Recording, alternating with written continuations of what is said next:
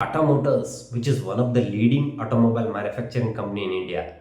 ಇದರ ಬಿಸ್ನೆಸ್ ಸೆಗ್ಮೆಂಟನ್ನು ನೋಡೋದಾದರೆ ಮೊದಲೇ ಬಂದ್ಬಿಟ್ಟು commercial vehicle, passenger vehicle, E vehicle ಮತ್ತು ಲಕ್ಸುರಿ ಕಾರ್ಸ್. ಈ ಕಮರ್ಷಿಯಲ್ ವೆಹಿಕಲ್ ಸೆಗ್ಮೆಂಟ್ನಲ್ಲಿ Tata Motors truck, bus, vans ಮತ್ತು ಹೆವಿ ವೆಹಿಕಲ್ಸ್ಗಳನ್ನು ಮ್ಯಾನುಫ್ಯಾಕ್ಚರ್ ಮಾಡುತ್ತೆ. ಈ ಸೆಗ್ಮೆಂಟಿಂದ ಕಂಪ್ನಿಗೆ ಅರೌಂಡ್ 20% ಆಫ್ ರೆವೆನ್ಯೂ ಬರುತ್ತೆ.